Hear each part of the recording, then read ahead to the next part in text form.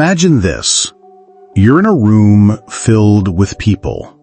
A conversation begins. Politics, psychology, climate, war. You wait. You listen, and then it happens. The loudest voice in the room declares something bold, absolute, dripping with certainty. You instinctively pause. Something feels off. They've never studied the subject. They cite no sources. Their logic is thin, but the confidence? Unshakable. Their voice dominates. Their conviction infects. And slowly, the room begins to nod along. Now imagine you are the one who does understand the topic. You've read. You've questioned. You know how complex it is. You hesitate, not out of doubt, but because you see the nuance. And so, you stay quiet. The moment passes. The loudest wins. How did we get here? How did society become a stage where certainty beats wisdom, where the unqualified speak loudest and the informed retreat in silence? Why do so many believe that confidence equals truth, that performance is knowledge, that shouting is thinking? This is not just noise. It's a pattern, a cultural virus, an epidemic of proud ignorance. And here's the paradox that should unsettle you. The less a person knows, the more likely they are to believe they understand everything. And the more someone actually knows, the more they've studied, reflected, struggled, the less certain they become. Real knowledge brings humility. Shallow minds bring bravado. So what happens when this reverses the hierarchy of voices in our world? What happens when the least aware become the most heard? Scroll through your feed. Watch a political debate. Eavesdrop at a dinner table. You'll see it everywhere. Unexamined certainty. The quick fix. The hot take. The effortless dismissal of complexity. I know what's going on. I've done my research. It's obvious. But here's what should chill you. The people most certain are often the ones who should be asking questions, not giving answers. And maybe, just maybe, you've done it too. Have you ever spoken with confidence about something you barely understood? Just to fit in? Just to feel secure? Have you ever mistaken loudness for truth, or confused someone's swagger for wisdom? And deeper still, have you ever defended your ignorance as if it were sacred? As if being wrong was more threatening than being fake? If so, you're not alone. That instinct, that ego reflex, that defensive self-certainty, it's everywhere, and it's growing. But what if that voice you trust, the one that tells you, you've got it all figured out, isn't wisdom at all? What if it's a mask, a shield, a trick of the mind? What if we're not just uninformed, but blind to our own blindness? And what if the real danger isn't stupidity, but certainty without insight? There's a reason the ancient philosophers feared ignorance more than death. But this is not just ignorance, it's proud ignorance. And that is something far more dangerous. There's a psychological phenomenon, perhaps you've heard of it, called the Dunning-Kruger effect. On the surface, it sounds like just another academic term, but beneath it lies something deeply unsettling. The people who know the least are often the most confident. The people who know the most are often the least certain. Let that sink in. You need a certain level of understanding just to realize how little you understand. Without that understanding, you're not just wrong, you're unaware that you're wrong. That's not a mistake, that's a trap. This is called meta-ignorance, ignorance of your own ignorance. You lack the skill to even recognize the gaps in your thinking. And that's where the illusion begins. The brain, eager to protect the ego, constructs a lie. It tells you, you're right, you're smart, you see clearly. And that lie becomes a fortress. Outside perspectives bounce off it. Criticism is deflected, doubt is rejected. Over time, that false sense of certainty grows stronger, while your actual understanding stays the same.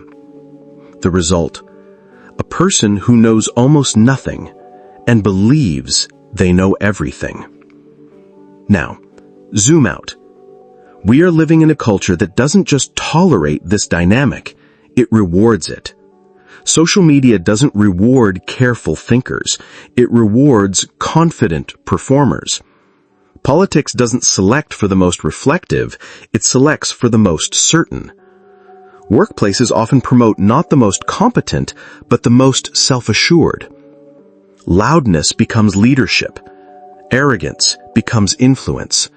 And quietly, the truly wise disappear from the conversation, not because they don't care, but because they refuse to compete in a shouting match with fools. That's the danger. Noise rises, depth retreats. The illusion becomes the reality, and then we confuse it all. Confidence for competence, simplicity for truth, certainty for clarity. But the world is not simple. Truth is rarely loud, and clarity, real clarity, only comes after walking through fog, not around it.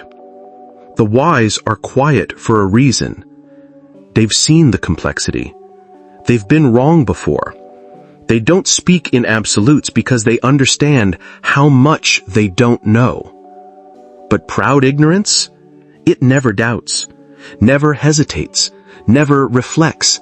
It barrels forward, loud, certain, blind. And the scariest part is this: we're drawn to it. Because in a world full of confusion, the person who speaks with certainty is comforting, even if they're dead wrong. So ask yourself honestly, have you ever followed someone simply because they sounded sure? Have you ever dismissed someone simply because they seemed unsure? Have you ever preferred certainty over truth? Because in this epidemic, it's not stupidity that spreads. It's the confidence of those who don't know, in a world that no longer values those who do. Let's take it even deeper. Because if proud ignorance is rewarded, sustained, and shared, what does that say about the society we're building? What happens when proud ignorance is no longer an individual flaw, but a collective norm? You begin to see it everywhere. Laws passed by people who don't understand the systems they govern. Medical myths spread faster than actual science. Corporate leaders making catastrophic decisions, all while calling themselves visionaries. A culture addicted to simplicity in a world that is anything but. This is what happens when ego is louder than truth. And the consequences aren't just personal, they're structural. We build echo chambers, not communities. We choose personalities over principles. We elect the confident, not the qualified. We reward hot takes over hard-earned wisdom. Why? Because proud ignorance feels good. It's easy. It's decisive. It promises answers without asking questions. It gives us villains and heroes, black and white, right and wrong, when in reality, everything worth understanding lives in the gray. And when we embrace that simplicity, we start to fear uncertainty. We mock those who change their minds. We silence humility. We punish reflection. Doubt is seen as weakness. Caution is seen as incompetence. Nuance is seen as evasion. And so the loudest voices rise to the top, not because they're wise, but because they're sure. And the most dangerous belief in the world is this: I already understand everything I need to. That belief has crashed economies. It's fueled genocides. It's destroyed revolutions. It's shattered friendships, families, and nations, all because someone thought they knew and never stopped to ask if they might be wrong. This is not just a psychological insight, it's a societal sickness. And every time we reward performance over substance, confidence over competence, volume over virtue, we reinforce it. And perhaps most insidiously, we internalize it. We start to believe that unless we're certain, we have nothing to say. That unless we're confident, we're not qualified. That hesitation is failure. So we fake it. We pretend. We mimic the confidence of the ignorant because that's what gets noticed. And so the virus spreads. But here's the thing. You can resist it. You can choose not to perform certainty, but to practice curiosity. You can choose the slow burn of learning over the quick fix of opinion. You can choose to speak less, but mean more. It won't be loud. It won't be viral, but it will be true. Because wisdom doesn't shout. It listens. It questions. It grows. And maybe that's the revolution we need. Not louder voices, but wiser ones. Not more answers, but better questions. Not confidence without knowledge, but knowledge that no longer needs to pretend.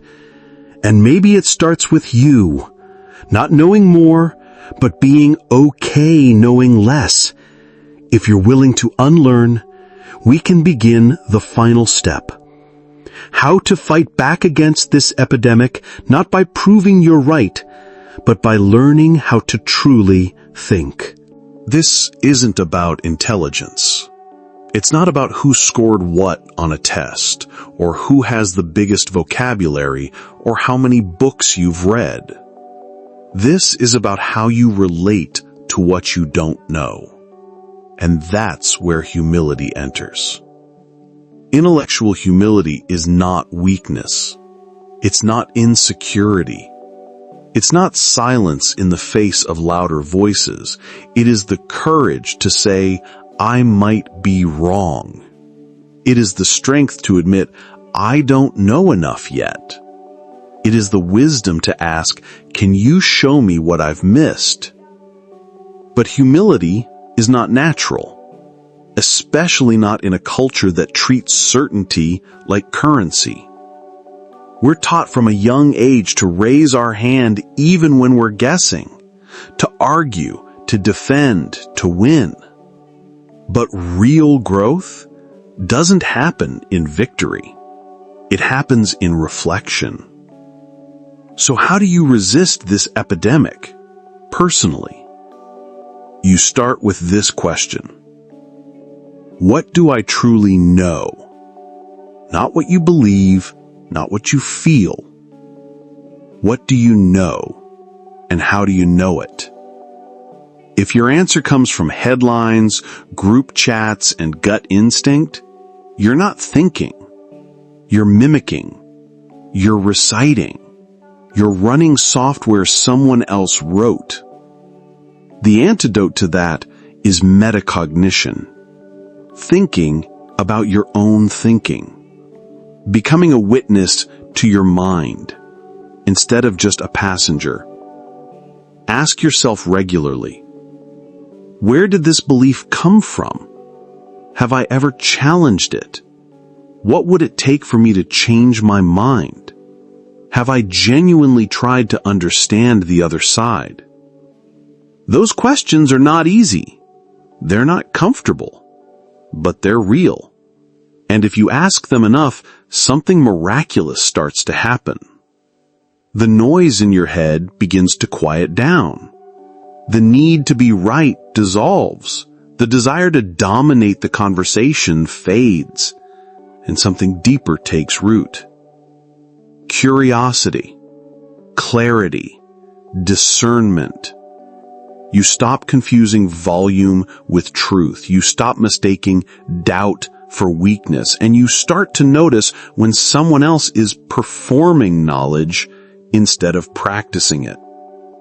Now, here's the twist.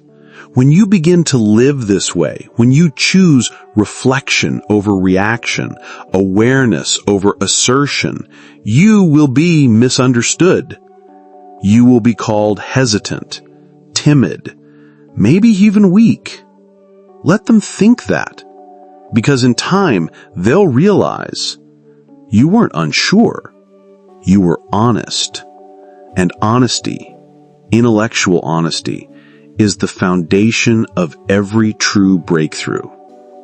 Every great philosopher, scientist, artist, and leader had one thing in common. They asked better questions than the people around them. So if you're tired of the noise, if you're exhausted by certainty masquerading as truth, if you've ever felt that quiet sense of there's more to this than they're saying, you're already halfway out of the trap. The final step? Make humility a daily discipline. Not a pose, not a performance, but a practice. Because the cure to proud ignorance isn't louder knowledge, it's quieter wisdom. And in a world that worships certainty, that might be the most radical act of all. Now, are you ready for the last truth? The one most people never see? The truth we've been circling. The one most people never see because they never look beyond their own reflection. The smarter you become, the more uncertain you will feel. And that is not a flaw. That is the clearest sign you are growing. The world will try to convince you otherwise. It will sell you a fantasy of confidence, that the wise always speak in absolutes, that the knowledgeable never hesitate, that strength looks like dominance. But real strength, the kind that doesn't crumble when challenged, lives in the unknown. It is forged in questions, not declarations. It does not shout, it listens. It does not conquer, it seeks. The truth is, the wiser you get, the less tempted you are by the illusion of certainty. Because you see it now. You felt it. That uncomfortable moment when someone speaks with absolute conviction about something they barely understand. That moment when you realize confidence means nothing without clarity. And now you know the quiet tragedy playing out around us. A world led by the loud, shaped by the confident, influenced by those who perform intelligence but rarely practice it. Meanwhile, the truly thoughtful often fall silent, not because they have nothing to say, but because they respect the weight of the truth, because they know how much they don't know. Because they are aware that every idea worth holding is soaked in nuance. But here's the real danger. When society confuses noise for knowledge, when it confuses ego for expertise, it doesn't just silence the wise, it begins to reward the ignorant. And proud ignorance, when scaled, becomes ideology, becomes policy, becomes culture. That's how we arrive at where we are now. A world where many would rather appear smart than become wise. Where opinions are currency and questions are weakness. Where being wrong is a threat to one's identity instead of a step toward growth. But you're not trapped there. You now see what many refuse to. You've glimpsed the real battle, not between left and right, or smart and stupid, but between the performers of knowledge and the pursuers of truth.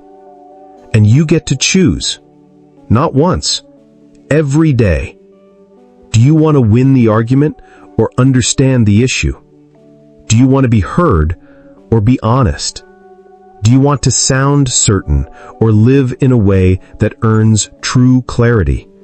Because the most powerful kind of intelligence isn't flashy. It's not loud. It's not performative.